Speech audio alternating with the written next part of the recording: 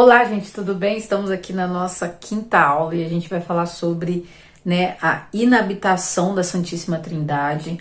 Quando eu comecei a ler esse livro, eu não entendi direito o que era inabitação, mas é essa habitação dentro, né? E a gente recebe, essa habitação da Trindade. Nós viramos templo, da Trindade no batismo.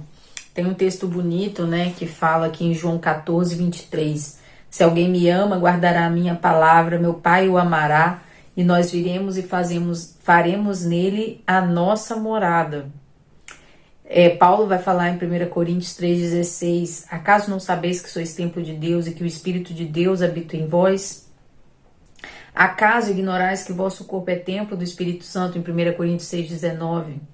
Em 2 Coríntios 6,16, ora, nós somos o templo do Deus vivo. Então, essa inabitação da Trindade é uma realidade, e isso é um conforto para nós, Pois a gente, nessa caminhada de santidade, a gente pode pensar, imaginar que o Senhor está distante de nós e Ele não está, Ele está dentro de nós.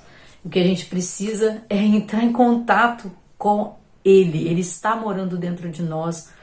E aí a gente tem que entender que nós aqui estamos distantes dele. Santo Agostinho falava isso, que ele estava tão próximo, Deus estava tão próximo dele e ele estava tão distante. Parece uma contradição, mas é porque nós conseguimos nos afastar da presença de Deus muito facilmente. Deus tem 5 formas de se fazer presente. E eu achei muito interessante, nunca tinha pensado nisso. E a forma pessoal e hipostática é o próprio Cristo, a própria presença de Deus em corpo na Terra, de forma que 2 naturezas vão ali formar a mesma pessoa, a natureza humana e a natureza divina do próprio Cristo. Então essa é a única representação da união hipostática, a eucarística, que também é única, quando o Senhor se faz presente em outro tipo de matéria, Ele não se encarna, mas ele assume ali a presença no pão, tirando totalmente a substância do pão e do vinho, e nós podemos experimentar a natureza de Cristo e com ele a Santíssima Trindade, porque eles são um, na Eucaristia. Isso é muito interessante, essa é a outra presença de Cristo. A outra presença de Deus é a presença de visão, onde Deus está em todos os lugares. A gente sabe que Ele está em todos os lugares. Mas, por exemplo, os santos veem Deus de forma diferente, eles têm a visão beatífica. Então, nós não podemos ver Deus em todo lugar, mas os santos veem, Então, as almas santas têm essa presença de visão, onde Ele se deixa ver. A presença de imensidade, porque Deus causa a existência diretamente de todas as coisas, até mesmo, do diabo. Os demônios, não poderiam existir se Deus não sustentasse a sua existência. E a inabitação, que é na alma justificada, que essa inabitação que nós estamos falando gera uma amizade, uma paternidade. Então nós temos tanto a presença de imensidade quanto a de inabitação. E na missa, nós temos a presença eucarística. Bem, essa inabitação traz para nós 3 coisas muito importantes, que é a vida interna de Deus, que é a vida diferente dessa vida biológica, Tanto que Jesus fala que nós precisamos nascer de novo e termos um novo organismo. E esse novo organismo, esse novo nascimento é a inabitação da Trindade. A segunda coisa é a presença ativa de Deus como régua, como motor das nossas virtudes. Então, naturalmente, nós não podemos colocar nenhuma virtude espiritual em funcionamento. Então, é essa inabitação de Deus que vai medir, que vai funcionar esse novo organismo. E a felicidade de desfrutar das 3 pessoas. Lembra que eu falei que a inabitação traz a paternidade e a amizade com Deus? Isso é desfrutado, pelos santos, de maior grau. Eles conseguem ter realmente uma intimidade com as 3 pessoas de forma diferente. Basta ler, Santa Teresinha, Santa Teresa d'Ávila, também São João da Cruz, Santa Catarina de Sena. Esses santos tinham uma intimidade tão grande com Deus que você nem consegue entender. É a mística, Esse contato místico com o Senhor.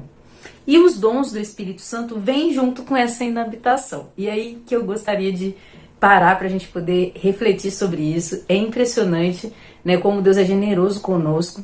e como que a igreja consegue sistematizar toda essa generosidade para a gente poder entender. E eu acho importante, né, que a gente entenda para a gente buscar. Então, a nossa oração muda quando você vai entendendo, dando nome às coisas e pode fazer um check-up melhor, pode fazer um exame de consciência melhor e ver qual que é o dom, né, que tá te faltando aí. E existe uma diferença entre dom e fruto. Então a gente hoje vai falar dos dons, são 7 dons do Espírito Santo. Vocês conhecem o texto do Espírito Santo? É maravilhoso, é lindo, né, onde a gente pede os 7 dons do Espírito Santo. Os dons vão fazer então uma ponte entre as virtudes naturais e as virtudes infusas.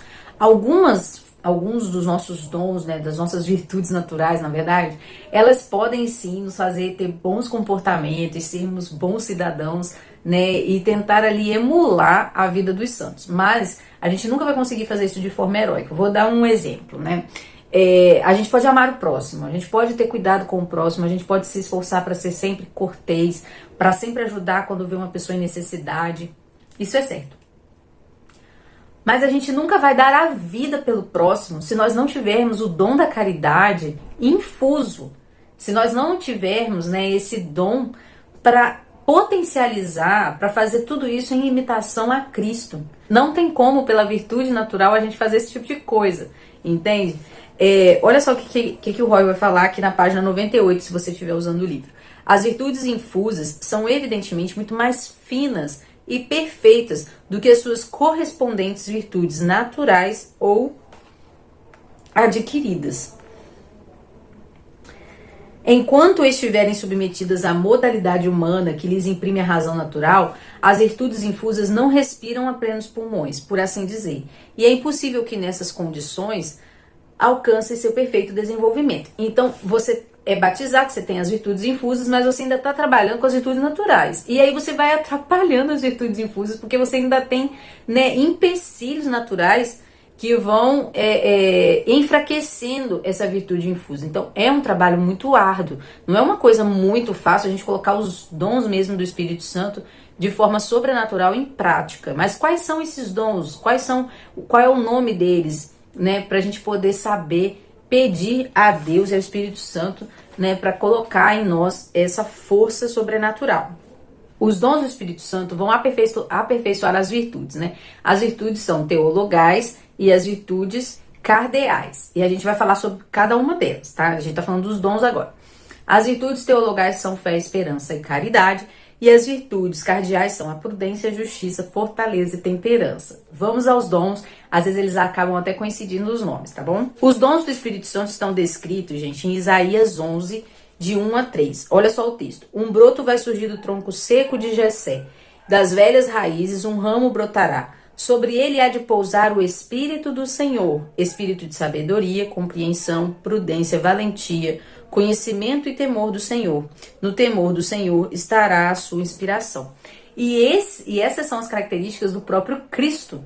Como nós somos, né, predestinados a termos a imagem de Cristo, nós também vamos ter essas características. Esse texto é sobre Cristo. O dom da sabedoria aperfeiçoa a caridade, nos guiando a amar o que é bom e ter repulsa pelo que é mal.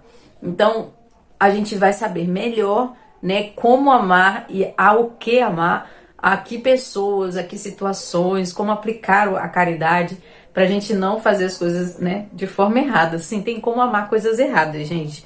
Olha só, entendimento aperfeiçoa a fé. Por quê? Porque a gente vai entender melhor os mistérios da fé. A ciência julga retamente todas as coisas, vendo vestígios de Deus em tudo. Então, um cristão, ele consegue entender os acontecimentos, as manifestações, né, científicas também, doenças, pandemias, tudo que está acontecendo no mundo, você consegue ver o vestígio de Deus, consegue identificar o controle de Deus sobre todas essas coisas. O conselho, que vai aperfeiçoar a prudência, porque esse conselho, gente, é muito interessante, é aquele insight, sabe? É o dom do insight, de entender, de ter uma coisa iluminada sobre o que você está fazendo, o que está acontecendo na sua vida, o que está acontecendo na vida do outro. E você tem esse dom do conselho, porque você enxerga coisas por uma iluminação especial de Deus, né, sobre os acontecimentos, sobre as situações. O dom da piedade aperfeiçoa a justiça. provoca na vontade afeto filial para com Deus e fraternidade para com os outros, né? Então, essa piedade dirigida pela vontade de Deus, não a piedade qualquer. A fortaleza é a resistência contra os ataques e força no cumprimento dos deveres. Gente, o dom da fortaleza, ele é assim, muito importante, porque a gente vai precisar dele para poder ser santo, com certeza. E o temor, que aperfeiçoa a esperança, né? Porque a esperança, ela vai ser necessária para a gente não temer por motivos errados a Deus. É um temor que vem balizado, né, pela filiação. Então você teme ao Senhor não não pelo castigo, mas porque você teme se afastar de Deus. Tem uma live lá no canal, né, que fala sobre isso, que é sobre aquele livro Nossos Medos, tá na parte final, é muito interessante. Eu aconselho vocês a comprarem esse livro da Virtus. Acho muito interessante mesmo aquela série de livrinhos. E nesse Nossos Medos fala sobre o medo filial, né, que é esse temor, esse dom do Espírito Santo. Então, gente, é isso. Não vou estender muito essa aula. E na próxima aula a gente vai falar, sabe de quê?